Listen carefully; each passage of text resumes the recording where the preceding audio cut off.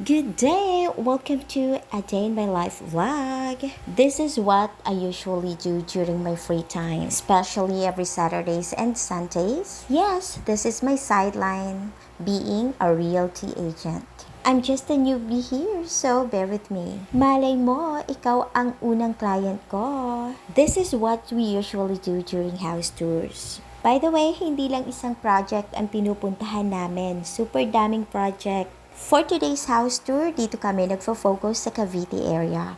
Ito kasi yung pinakamalapit sa house ko. Hindi biro ang pagiging realty agent ha. Super init. Sa itim kong to, akala ko hindi ako magkaka-sunburn. But you know what? Pag uwi ko ng bahay, akala ko nag-swimming ako. Anyways, it's okay. So ayan, nakikita nyo naman ang magigiting kong mga kasamahan. Huy, wag ka. Ang dami ng benta niyan. Siyempre ako, umaasa din ako na makabenta someday. Being a realty agent, hindi biro talaga. Kailangan magaling ka mag-take ng videos, ng photos, mag-edit ng videos. At dapat masipag ka rin mag-post sa social media. Hindi lang isa, dapat meron ka rin other platform like Instagram, TikTok, YouTube, and of course, here in Facebook. So, ayan, nakita nyo naman ang aming mga projects. Super gaganda, di ba? Kaya kung ikaw ay naghahanap ng house and lot, patuloy kang umuupa, nako mga friend,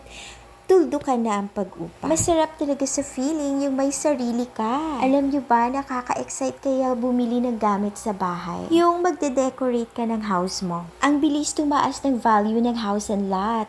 Alam nyo ba, itong bahay ko nakuha ko before ng 700,000 plus lang. Pero ngayon, ang value niya is almost 2 million na. Kaya mga friend, kailan ka pa kukuha? So what are you waiting for?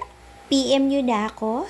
I will be glad to assist you. Tutulungan ko kayo magkabahay. Marami kaming project na available. Meron din mga affordable. Hindi naman masamang magtanong, di ba? O paano, hanggang dito na lang. See you next time.